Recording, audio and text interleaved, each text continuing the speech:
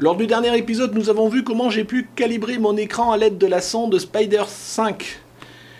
Maintenant, un petit épisode assez rapide pour voir comment utiliser mon écran calibré sous Lightroom et le mode épreuve pour vraiment ajuster mes photos pour les envoyer pour une impression.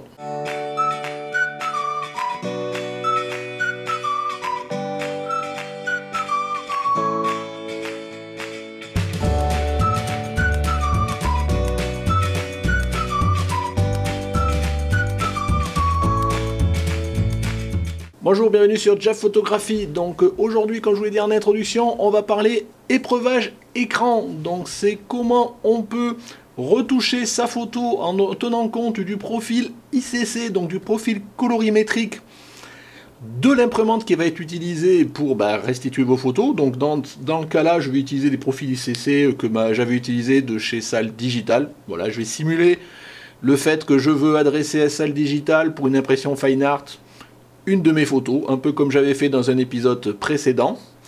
Et donc je vais voir la comparaison entre ma photo de base sur mon écran qui est maintenant calibrée et la photo telle qu'elle serait vue par l'imprimante de Salle Digital. Et donc à partir de là, c'est ce qu'on appelle l'épreuvage écran. On va voir comment modifier notre couleur pour faire en sorte que l'image qui sera vue par l'imprimante correspondent à peu près à l'image que moi j'ai sur mon écran et donc à ce que je voulais en termes de développement. Donc bien évidemment ça se fait avec Lightroom parce que j'utilise Lightroom. Je suppose qu'avec d'autres logiciels de post-traitement ça se fait aussi, que ce soit DxO ou autre. Mais bon, je les connais pas, donc moi je peux vous parler que de ce que j'ai, à savoir Lightroom. Donc c'est parti, donc on se retrouve sous Lightroom. Donc là vous voyez j'ai un certain nombre de photos, donc toujours pareil, issues de petites balades que je me fais dans Niort avec mon petit compact expert là, le LX15. Donc ça c'était une photo que j'avais fait au marché de Niort il y a quelques temps, et puis on va essayer de jouer avec cette photo là. J'en ai d'autres, mais bon, je veux pas faire une vidéo qui dure trop longtemps parce qu'on me reproche toujours que ça dure trop longtemps. Donc là, je vais cibler sur une photo et globalement vous montrer la manip. Et puis voilà, bon, je pense que vous aurez compris. Je pense que certains d'entre vous le font déjà, donc ça sera éventuellement juste un rappel. Mais pour ceux qui découvrent, ça peut toujours être intéressant. On va donc se consacrer sur cette photo. Cette photo, au demeurant, je ne l'ai même pas développée, mais on va la prendre telle que. Vous voyez, j'ai aucun réglage, tous les paramètres sont de base, je vais juste faire la suppression ou la correction de l'objectif. Mais il n'y a aucun paramètre, elle est de base et on va voir comment, si je veux simuler comment la restituer Salle Digital pour une impression fine art, et bien quelle serait la différence. Donc vous voyez ici, en bas, vous avez une case à cocher avec un sous-menu qui s'appelle épreuvage écran. Donc il suffit de cliquer dessus. Voilà, vous voyez le fond il passe en blanc et il y a marqué ici aperçu d'épreuve. Et maintenant on va pouvoir travailler sur notre photo. Ici la première chose à faire c'est de ne pas travailler sur la photo brute d'origine. Donc vous pouvez créer une copie d'épreuve comme il dit. Donc vous voyez en bas il va me créer une copie qui va renommer d'ailleurs du nom du profil courant. Donc c'est celle-ci sur laquelle on va travailler, ça ne sera pas destructif par rapport à ma photo d'origine. Ici, vous avez un nouveau onglet, enfin une nouvelle partie de menu qui apparaît.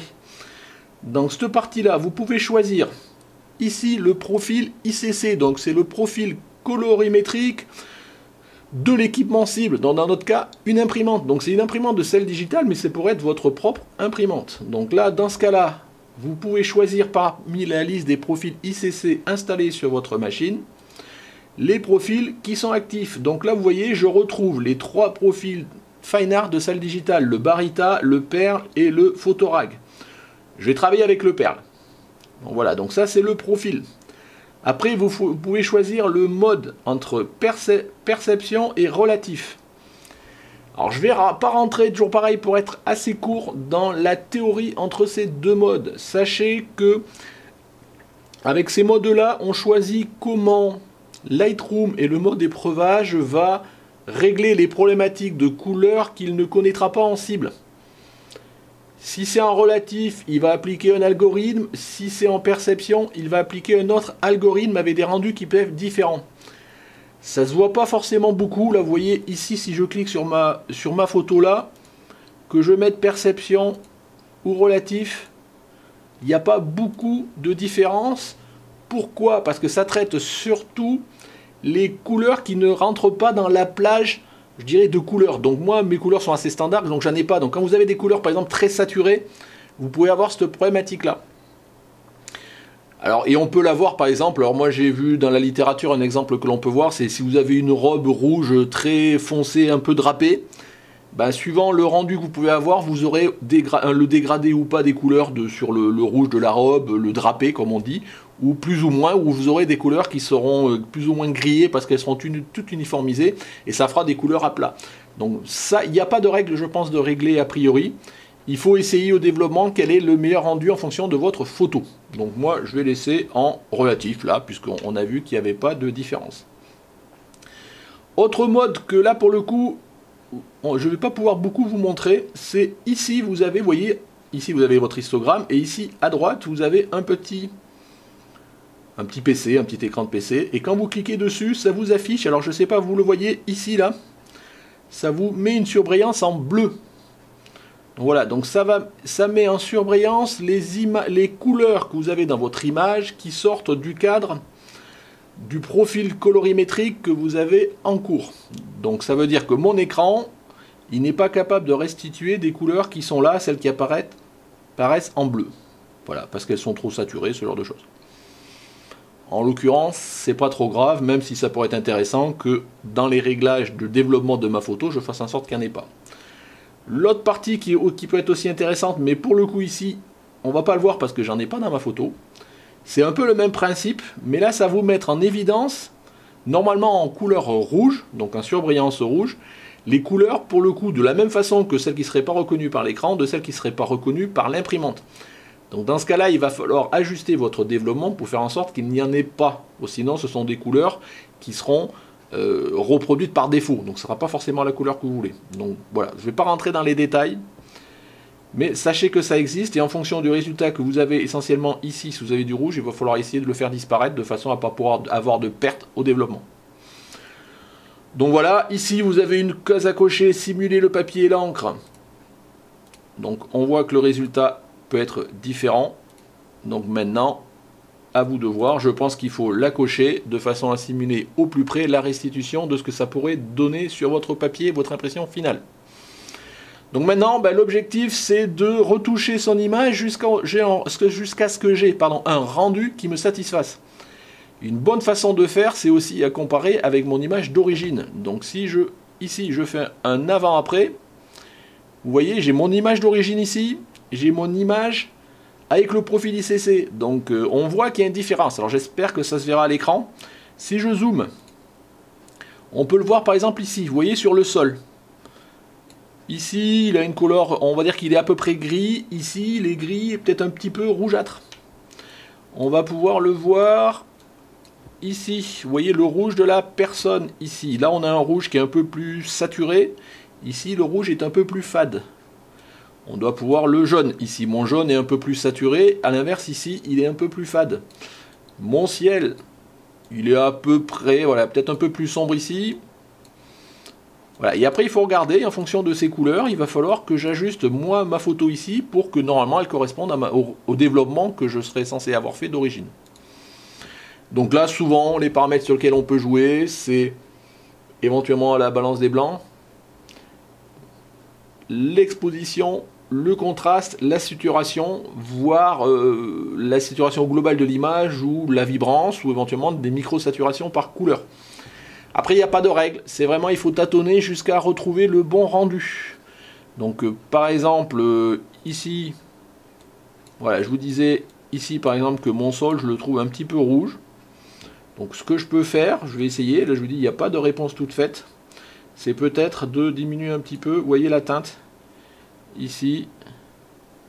Voilà, donc on voit entre la teinte d'origine, vous voyez, si je descends un petit peu la teinte, je ressemble un peu plus. Alors après, il faut voir tout ce que vous pouvez faire d'un côté, vu que là, pour l'instant, je travaille sur le global de l'image, ça peut dégrader ailleurs.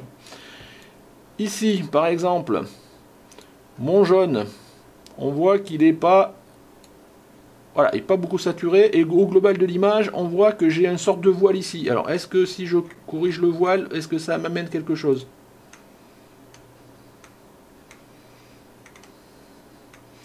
Je ne vais pas le faire de trop. On va mettre à 25 parce qu'après, ça dégrade de l'image. Bon, j'ai déjà un petit peu récupéré. Est-ce que si je monte en saturation... Voilà, peut-être un peu trop à ce niveau-là. Si je fais la saturation globale, voilà. On voit qu'à peu près là, mes jaunes sont à peu près pareils. Ma personne, bon an mal an, est à peu près correcte. Bah écoutez, là j'ai l'impression que j'ai trouvé le réglage qui pourrait me satisfaire. Peut-être un petit peu renforcer les noirs. Et un petit peu de contraste.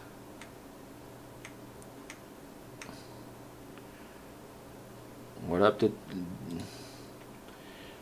Voilà, donc vous voyez, si je compare mon image, alors bon, il faut ajuster petit à petit pour avoir la couleur que l'on veut. On voit peut-être que là, je suis un peu plus saturé, peut-être en bleu. Et là, pour le coup, je peux descendre à la couleur et essayer de désaturer un petit peu mon bleu. Un petit coup, voilà. C'est tout, il faut jouer avec les curseurs, avec tout ce que vous avez à votre main pour essayer de restituer à peu près le rendu final que vous souhaitez. Donc là, vous voyez tout à l'heure, par exemple, j'ai désaturé un petit peu mon bleu. Par contre, j'ai perdu un petit peu en profondeur de bleu. Donc ce que je peux faire, c'est que ici, voilà, je peux éclaircir un peu, légèrement. Je reviens là, voilà.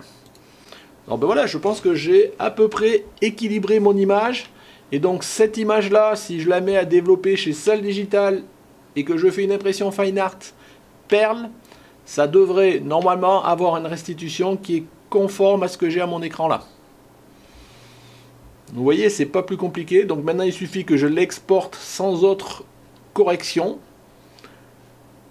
et l'envoyer à Salle Digital pour éventuellement, dans ce contexte-là, bon, Salle Digital, mais ça pourrait être Zor, ça pourrait être n'importe quel imprimeur en ligne qui vous fournit un profil ICC.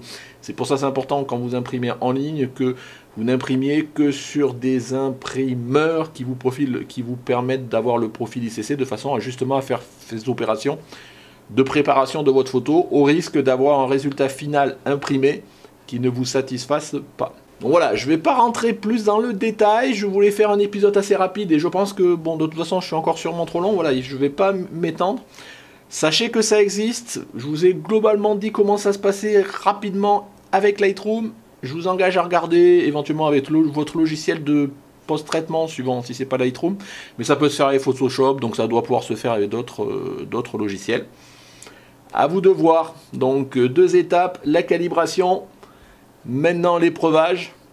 Je vais voir si dans une 3e étape, peut-être pas pour cette photo mais pour d'autres, je vais appliquer la même méthode et je vais aller jusqu'au développement et on pourra comparer rapidement le résultat chez Salle Digital avec un écran calibré et un profil ICC correct derrière, correctement appliqué. Donc à suivre peut-être dans un prochain épisode, je pense pas les prochains mais je verrai d'ici avril-mai de voir comment en ayant calibré mon écran et bien régler mon profil ICC, comment j'arrive à avoir cette fois-ci un retour correct. Voilà, merci de m'avoir suivi. Donc si cet épisode vous a plu, petit pouce bleu, commentaire, n'hésitez pas à me dire votre expérience autour de l'épreuvage écran, l'utilisation des profils ICC et autres. Si vous n'êtes pas abonné, écoutez, je vous engage à vous cliquer ici pour vous abonner. Si vous voulez soutenir la chaîne comme d'habitude, c'est ici avec un petit pourboire. Des épisodes à voir et à revoir. Voilà, merci de m'avoir suivi. Au revoir.